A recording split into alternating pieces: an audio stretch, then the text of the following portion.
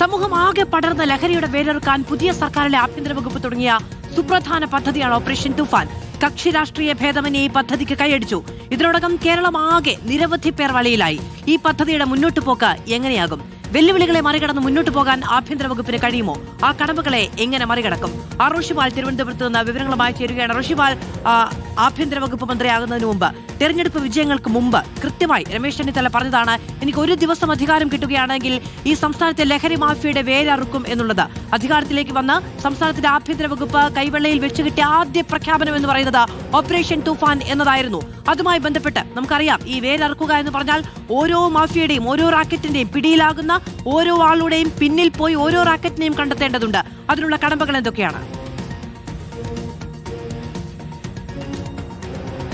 മാധു, കഴിഞ്ഞ കാലത്തൊക്കെ സംസ്ഥാന പോലീസിനാകട്ടെ എക്സൈസിനാകട്ടെ മയക്കുമരുന്ന് മാഫിയയെ തകർക്കാൻ, അതിൻ്റെ വേരറക്കാൻ അവർക്ക് വെല്ലുവിളിയായിട്ടുണ്ടായിരുന്നത് അന്യ സംസ്ഥാനങ്ങൾ, അല്ലെങ്കിൽ ഇതിൻ്റെ ഉറവിടം കണ്ടെത്തുക, ഉറവിടം ഇല്ലാതാക്കുക എന്ന് തന്നെയായിരുന്നു.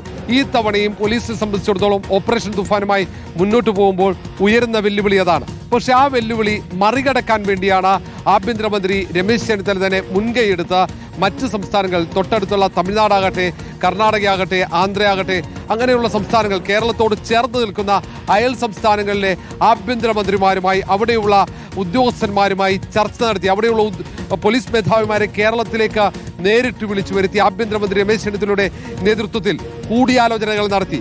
സംസ്ഥാനത്ത് പിടിക്കപ്പെടുന്ന മയക്കുമരുന്ന് സംഘാംഗങ്ങൾ, അവർക്ക് മറ്റ് സംസ്ഥാനങ്ങളിലെ ബന്ധങ്ങൾ, അവിടെ നിന്നാണോ മയക്കുമരുന്ന് കൊണ്ടുവരുന്നതെങ്കിൽ അവിടെയുള്ള ഏറ്റവും പ്രധാനികളെ കണ്ടെത്താൻ വേണ്ടി അവിടെയുള്ള പോലീസിന്റെ സഹായം ഉറപ്പുവരുത്തി.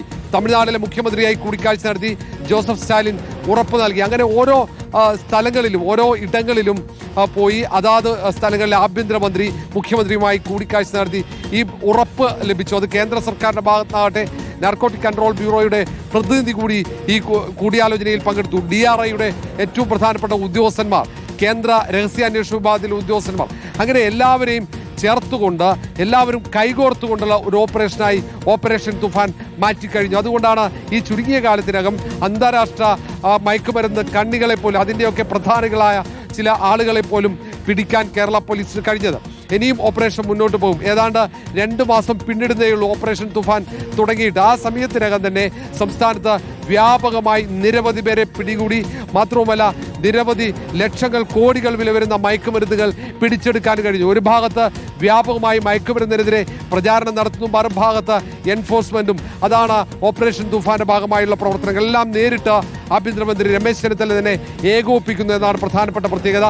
നേരത്തെ പുട്ട വിമലാദിത്യക്കായിരുന്നു ഇതിന്റെ ഏകോപന ചുമതലയെങ്കിൽ ഇപ്പോൾ അവധിയിൽ പോയ സാഹചര്യത്തിൽ നിശാന്തിനിയുടെ നേതൃത്വത്തിലാണ് ഇപ്പോൾ ഓപ്പറേഷൻ തുഫാൻ മുന്നോട്ട് പോകുന്നത്. പോലീസിന് പൂർണ്ണമായ സ്വാതന്ത്ര്യം മയക്കുമരുന്ന് പിടിക്കാൻ, മയക്കുമരുന്ന് സംഘങ്ങളെ പിടികൂടാനുള്ള നൽകിയിട്ടുണ്ട്. ഇതിൽ ഏറ്റവും പ്രധാന വെല്ലുവിളി അതിജീവിക്കാനുള്ള ശ്രമം പോലീസിന്റെ ഭാഗത്തുനിന്നുണ്ട്. അത് മറികടക്കാൻ കഴിയും, വേരറുക്കാൻ കഴിയുമെന്ന ആത്മവിശ്വാസം തന്നെയാണ് ആഭ്യന്തര വകുപ്പിനും പോലീസിനും ഉള്ളത്.